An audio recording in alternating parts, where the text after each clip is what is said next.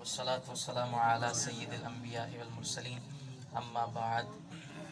آج کی یہ عظیم الشان محفل میلاد مصطفیٰ صلی اللہ علیہ وسلم حافظ سعید صاحب کے گھر میں انعقاد پذیر ہے۔ اللہ سے دعا ہے کہ منتظمین کے انتظام اور شرکاء کی شرکت کو اپنے دربار میں قبول و منظور فرمائے۔ یقیناً اس طرح کی محافل ہم اہل سنت سرکار علیہ الصلوۃ والسلام کے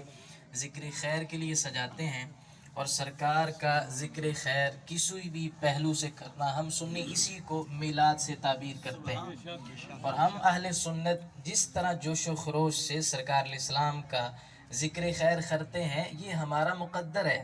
اور جن کے مقدر میں نہیں ہے تو وہ اپنے مقدر پہ افسوس کریں۔ ابھی چند دن پہلے بھی ایک صاحب مجھ سے رابطہ کر کے اعتراض کر رہے تھے کہ تم اتنا جلسہ کرتے ہو، جلوس کرتے ہو، تو کیوں کرتے ہو؟ صحابہ نے تو نہیں کیا۔ تو ہم کو وہ بریلوی ہونے کا تانا دیتے ہیں کہ تم نے یہ نیا کام شروع کیا ہے، یہ گڑا ہوا ہے، تم نے پڑھا ہوا نہیں ہے۔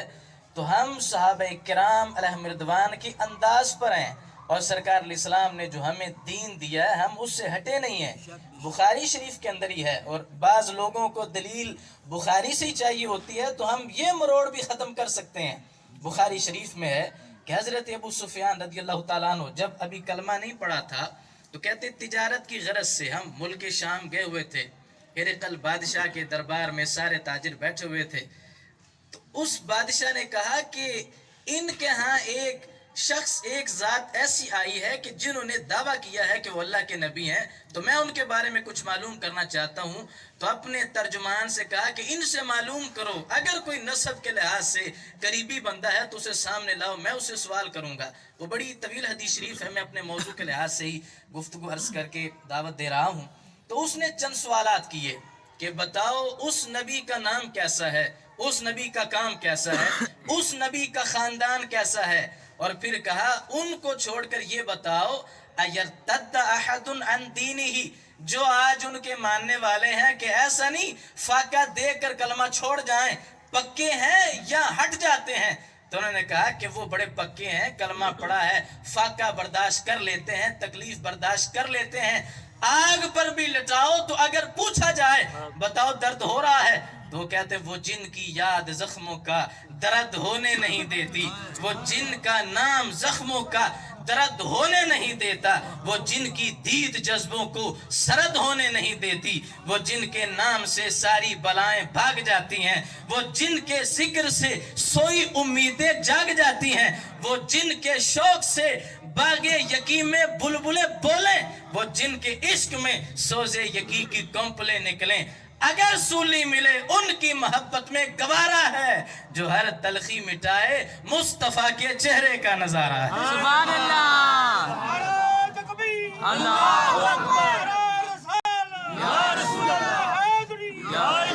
تو حضرت ابو سفیان کہتے ابھی کلمہ نہیں پڑھا تھا، تو جو مخالف ہو وہ تو کوشش کرتا ہے کہ اپنے مخالف کی میں کمزوریاں بیان کروں، تو کہتے ہیں میرے پاس اس نے جو بھی سوال کیے تو میرے پاس کوئی ایسا جواب تھا ہی نہیں کہ میں سرکار علیہ السلام کے لحاظ سے کوئی کمی بیان کروں کہ ان میں یہ خامی ہے معاذ اللہ۔ جو پوچھا تو میرے سامنے سراپا تھا اور میں نے ویسے بیان کر دیا۔ لیکن کہتے ایک مقام پر جب اس نے سوال کیا،